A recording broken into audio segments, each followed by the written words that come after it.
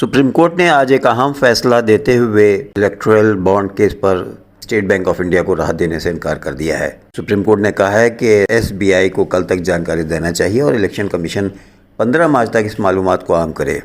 State bank of India نے supreme court میں عرضی دائر کی تھی جس میں انتخابی بانڈز کے بارے میں معلومات فراہم کرنے کی آخری تاریخ 30 جون تک بڑھانے کا مطالبہ کیا تھا۔ ایس بی آئی کی جانب سے سپریم کورٹ کی سماعت میں سینئر وکیل ہریش سالوے پیش ہوئے۔ سالوے نے عدالت کو بتایا کہ سپریم کورٹ کے حکم کے بعد ایس بی آئی نے نئے انتخابی بانڈ جاری کرنے پر پابندی لگا دی ہے، لیکن مسئلہ یہ ہے کہ جو انتخابی بانڈ جاری کیے گئے ہیں ان کے پورے عمل کو پلٹنا پڑے گا اور اس میں وقت لگے گا۔ تاہم سپریم کورٹ نے ایس بی آئی کی دلیل کو ماننے سے انکار کر دیا اور کہا کہ کل تک ہی معلومات فراہم کی جائے۔ سماعت کے دوران chief justice D Y Chandrachud نے کہا کہ آپ یعنی ایس بی آئی کہہ رہے ہیں کہ عطیہ دہندگان اور سیاسی جماعتوں کی معلومات ممبئی میں ایس بی آئی کی مرکزی برانچ میں مہر بند کور کے ساتھ موجود ہے۔ میچنگ کے عمل میں وقت لگے گا، لیکن ہم نے آپ کو میچنگ کرنے کے لیے نہیں کہا ہے اور صرف واضح انکشاف کرنے کے لیے کہا ہے۔ کیس کی سماعت کرنے والی آئینی بینچ کے رکن جسٹس کھنہ نے ایس بی آئی کے وکیل ہریش سالوے سے کہا کہ آپ نے بتایا کہ انتخابی بانڈز کے بارے میں مکمل معلومات ایک سیل بند لفافے میں رکھی جانا ہے، اس لیے ایسی صورتحال میں آپ کو صرف معلومات دینا ہوگی سیل بند کور کھول کر۔ سی جی آئی نے ایس بی آئی کی سرزنش کرتے ہوئے کہا کہ ہم نے 15 فروری کو حکم دیا تھا اور آج 11 مارچ ہے، تو آپ نے پچھلے 26 دنوں میں کیا کیا؟ یہ بتایا جانا چاہیے کہ یہ کام ہو چکا ہے اور اب ہمیں مزید وقت درکار ہے۔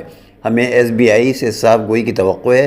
اس پر اسٹیٹ بینک آف انڈیا کے وکیل ہریش سالوے نے کہا کہ آپ میچنگ نہیں چاہتے ہیں تو ہم 3 ہفتوں میں مکمل معلومات دے سکتے ہیں، تاہم کل یعنی 12 مارچ تک معلومات فراہم کرنا ایس بی آئی کو دینا پڑے گی اور الیکشن کمیشن کو یہ حکم دیا گیا ہے کہ وہ 15 مارچ تک اس معلومات کو عام کرے۔ شیو سینا کے سربراہ ادھو ٹھاکرے نے کہا ہے کہ بھارتیہ جنتا پارٹی کبھی بھی کسی تحریک یا جدوجہد کا حصہ نہیں رہی ہے اور نہ ہی اس نے خود کچھ بنایا ہے، وہ صرف دوسروں کے مال کو چھیننا جانتی ہے گی۔ ٹھاکرے مضافاتی ممبئی میں پارٹی کارکنوں سے خطاب کر رہے تھے۔ انہوں نے کہا کہ بی جے پی تحریک آزادی، سنیکت مہاراشٹر کی جدوجہد یا مراٹھواڑہ کی آزادی کی جنگ کا حصہ نہیں تھی، وہ صرف چھیننا جانتی ہے۔ ہم انتخابات میں بی جے پی کے چور بازار کو تباہ کر دیں گے۔ اس نے دوستی دیکھی ہے، لیکن اب بی جے پی ہماری مشعل تنظیمی نشان کی گرمی دیکھے گی۔ ٹھاکرے نے B M C municipal corporation کے اہلکاروں سے کہا کہ وہ بی جے پی کی بدعنوان سرگرمیوں کا حصہ نہ بنیں۔ ٹھاکرے نے دہرایا کہ امول کیرتیکر ممبئی شمالی مغربی لوک سبھا میں سیٹ سے پارٹی کے امیدوار ہوں گے۔ وہ موجودہ ایم پی گجانن کیرتیکر کے بیٹے ہیں جو ایکناتھ شندے کے زیر قیادت شیو سینا کا حصہ ہیں۔ ایک دن پہلے ٹھاکرے کے اعلان پر کانگریس لیڈر سنجے نروپم کی طرف سے ناراض ردعمل سامنے آیا تھا، جو 2019 میں اس سیٹ سے الیکشن ہار گئے تھے۔ رمضان المبارک کی آمد پر غزہ کے بے گھر فلسطینیوں کا جوش قابل دید ہے۔ فلسطین میں خواتین، مردوں اور بچوں نے بابرکت مہینے کا بھرپور انداز میں استقبال کیا ہے۔ رنگ برنگی قمقموں سے خیمے سجائے ہیں، درختوں پر روایتی لالٹینیں لگائی ہیں اور آتش بازی بھی کی ہے، جبکہ ساتھ ہی گیت بھی گنگنائے ہیں۔ متاثرین کا کہنا ہے کہ رمضان المبارک کا استقبال ہمیشہ کی طرح سجاوٹ، دعاؤں، روزے اور اللہ کے شکر کے ساتھ کریں گے۔ غزہ کے لوگوں کا کہنا ہے کہ اس سال رمضان گزشتہ سال سے بہت مختلف ہے۔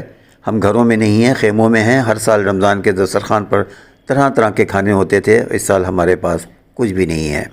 واضح ہے کہ فلسطینی وزارت صحت کی جانب سے جاری کردہ اعداد و شمار کے مطابق 7 اکتوبر 2023 سے جاری اسرائیلی جارحیت کے نتیجے میں غزہ میں اب تک 31,000 سے زیادہ لوگ شہید ہو چکے ہیں، جبکہ 72,664 زخمی ہو چکے ہیں۔ وزارت صحت کے مطابق اسرائیلی جارحیت کا نشانہ بنانے والوں میں 72% خواتین اور بچے شامل ہیں۔ غاصب صہیونی حکومت کے پریس ذرائع نے اعلان کیا ہے کہ اسرائیلی حکام نے غزہ اور خاص طور سے غزہ کے جنوب میں واقع رفح کے خلاف جنگ جاری رکھنے پر اتفاق کر لیا ہے۔ صہیونی حکومت کی جارح فوج نے غزہ اور رفح کے خلاف جارحیت کا ارتکاب کیے جانے کی منظوری دے دی ہے اور صہیونی حکومت نے غزہ اور خاص طور سے غزہ کے جنوب میں واقع رفح کے خلاف جنگ جاری رکھے جانے پر اتفاق کر لیا ہے۔ صہیونی فوج کے ترجمان نے بھی اعلان کیا ہے کہ اسرائیل نے آرمی چیف، اسرائیل کی اندرونی سلامتی کی تنظیم شاہک، غزہ کے جنوبی علاقے کے صہیونی فوجی کمانڈر شاہک کے نائب سربراہ اور متعدد دیگر اسرائیلی فوجی کمانڈروں نے جنگ جاری رکھے جانے سے اتفاق کیا ہے۔ اس سلسلے میں اقوام متحدہ کے انسانی حقوق کے کمشنر کے ترجمان کا کہنا ہے کہ اسرائیل اگر رفح میں حملہ کرتا ہے تو غیر انسانی جرائم کا مرتکب ہوگا۔ یہ ایک ایسی صورت حال ہے کہ غزہ کے خلاف وحشیانہ صہیونی جارحیت کا سلسلہ مکمل امریکی حمایت سے ہی شروع ہوا ہے جو بدستور جاری ہے۔ آخر میں ایک دلچسپ خبر۔ ہندوستان ٹائمز کے مطابق بھارتی ریاست گجرات میں 23 سالہ گنیش برایا غیر معمولی چھوٹے قد کے باوجود اپنے ڈاکٹر بننے کے خواب کو پورا کرنے میں کامیاب ہو گئے ہیں۔ 3 فٹ کے گنیش کو ابتدائی طور پر میڈیکل کونسل آف انڈیا نے MBBS میں داخلے کے لیے نااہل قرار دے دیا تھا اور کہا تھا کہ چھوٹے قد کی وجہ سے وہ ایمرجنسی کیسز نہیں سنبھال سکتے۔ گنیش نے اس کے باوجود ہمت نہیں ہاری اور اپنے خواب کو پورا کرنے کے لیے اس نے اپنے اسکول کے پرنسپل کے ساتھ مل کر ضلع کلکٹر اور ریاستی وزیر تعلیم سے مدد طلب کی۔